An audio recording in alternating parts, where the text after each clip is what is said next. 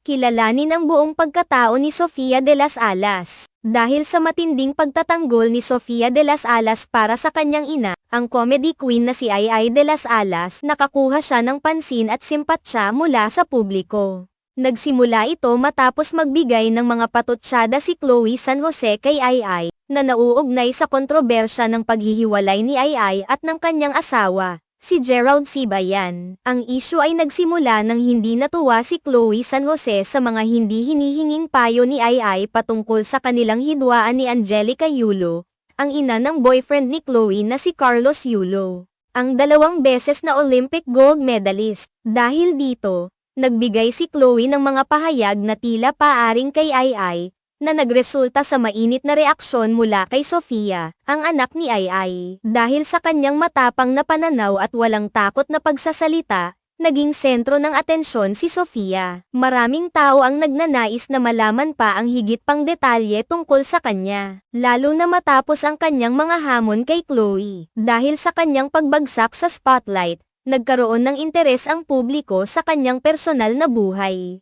Para sa mga curious, ibinahagi ni Sofia na ang tawag sa kanya ng kanyang mga magulang at mga kapatid ay Badang. Siya ay anak ni Ai at Miguel Vera, isang matagal ng balladeer na nakabase sa US. Ipinanganak si Sofia noong 15 ng Abril taong 1976, at siya ang bunso sa 3 magkakapatid. Nag-aral siya sa Miriam College sa Quezon City para sa elementarya at sa Kolehiyo de San Agustin sa Makati para sa high school. Noong 13 taong gulang si Sofia, dinala siya ni Ai sa Amerika, kung saan nagpatuloy siya ng pag-aaral sa Mount San Antonio College sa Walnut, California. Dahil dito, naging fluent siya sa wikang Ingles at nagkaroon ng malalim na pagkaintindi sa American culture. Nang magtapos siya ng high school, bumalik si Sofia sa Pilipinas para mag-aral sa De La Salle University sa Taft Avenue, Manila. Dito niya natapos ang kanyang Bachelor of Arts in Education,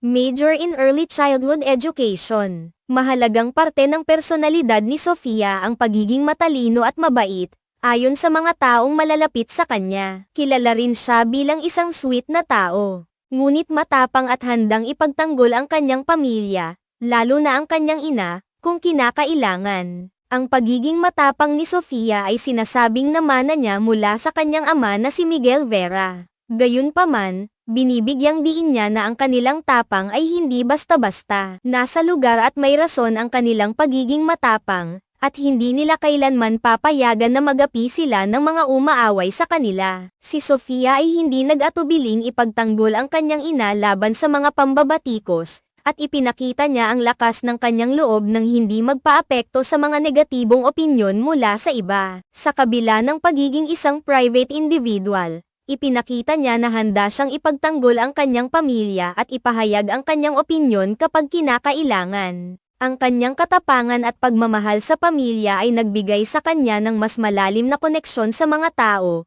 at naging inspirasyon para sa mga nagnanais na ipaglaban ang kanilang mga mahal sa buhay. Sa makatuwid, ang mga pahayag at aksyon ni Sofia ay nagpapakita ng kanyang matatag na personalidad, at nagpatunay na siya ay hindi basta-basta magpapatalo sa mga umaaway sa kanyang pamilya. Ang pagkakaroon ng tapang at pagkakaisa ng pamilya ay isang mahalagang bahagi ng kanyang buhay, at patuloy na nagpapakita ng malasakit sa kanyang ina at sa kanilang mga pinagdadaanan bilang pamilya.